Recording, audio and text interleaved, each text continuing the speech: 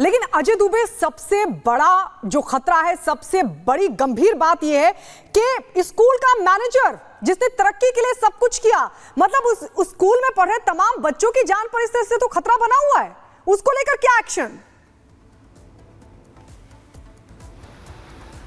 बिल्कुल, अब इस समय तो स्कूल बंद है। इस समय कैंपस से तमाम बच्चे वापस अपने घर जा चुके हैं। ये केवल स्कूल नहीं है बल्कि हॉस्टल कैंपस भी है। तो इसमें कई बच्चे जो जैसे कि ये बच्चा जिसके पिता जिनका नाम कृष्णा है, वो भी अपने बच्चे को अपने से दूर इस हॉस्टल में रहने के लिए भेजे हुए थे।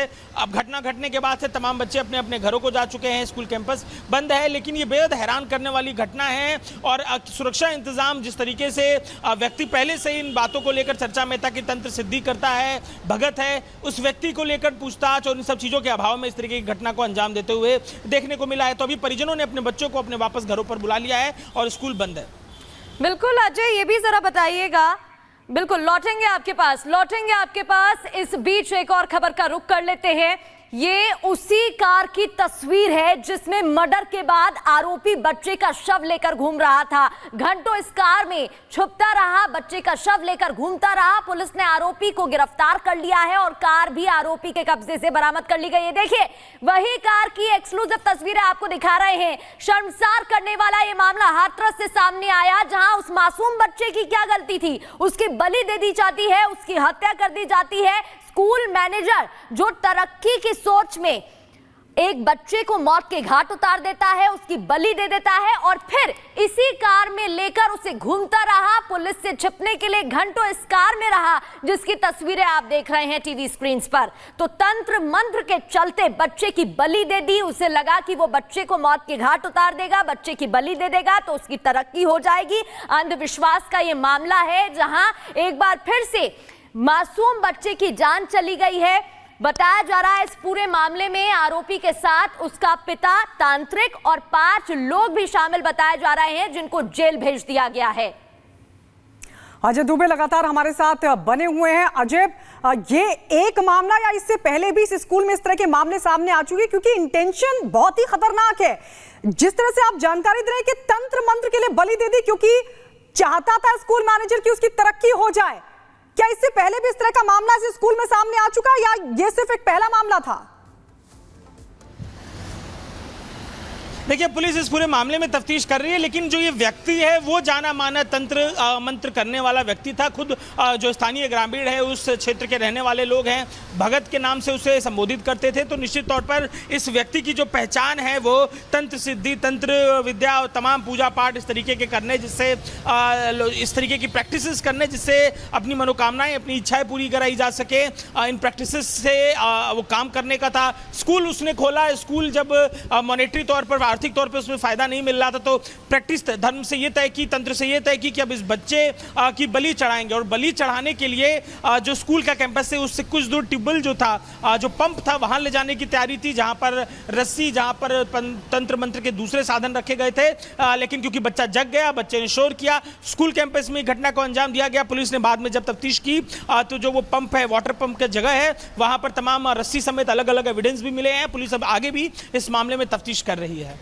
बिल्कुल अजय, ये भी जरा बताइएगा, क्योंकि आप जानकारी दे रहे हैं भगत के नाम से जाना जाता था और भी जो ग्रामीण थे, गांव के लोग थे, वो भी सलाह लेने के लिए इस तांत्रिक के पास पहुंचते थे। तो क्या उनको भी वो इसी तरह की सलाह देता था? क्या इससे पहले भी ऐसे मामले यहां से गांव से सामने आ चुके हैं?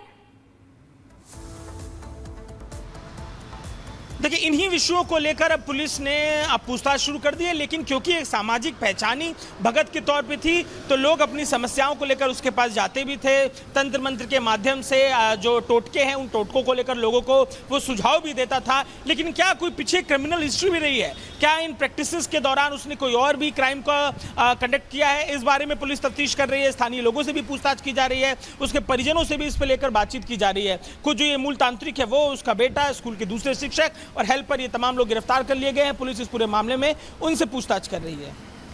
बिल्कुल, शुक्रिया अजय, ये तमाम जानकारी हमें देने के लिए। तो अजय दुबे तमाम जानकारी हमें दे रहे थे कि कैसे स्कूल के मैनेजर ने अपने पिता के साथ मिलकर एक मासूम बच्चे की बलि दे दी। और आइए बढ़ते हैं आगे और अब बात करते हैं उत्तराखंड के उधम सिंह नगर की। उत्तराखंड का उधम सिंह नगर, जहां पर एक पिता ने अपने बच्चे को मौत के घाट उतार दिया। लाश को छुपाने की कोशिश कर रहा था कि तभी इस पूरे मामले का खुलासा हो गया। हुआ क्या, इस रिपोर्ट में देखिए।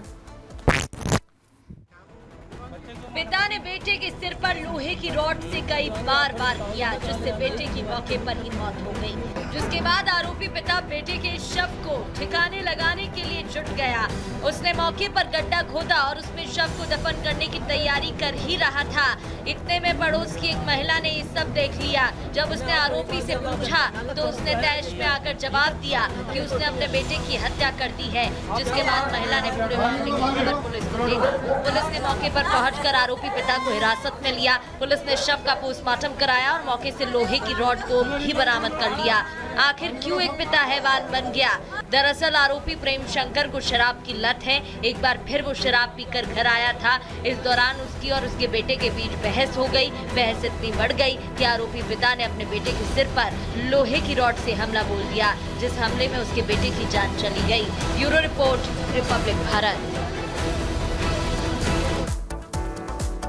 आगे बढ़ते हैं। महाराष्ट्र के उल्लासनगर पुलिस ने एक्शन लेते हुए पॉर्न स्टार रिया वर्द को गिरफ्तार कर लिया गया है। बताया जा रहा है कि रिया बांग्लादेश की रहने वाली है और वो फर्जी दस्तावेज के सहारे भारत में ही रह रही थी। 1 मिनट की रिपोर्ट देखिए।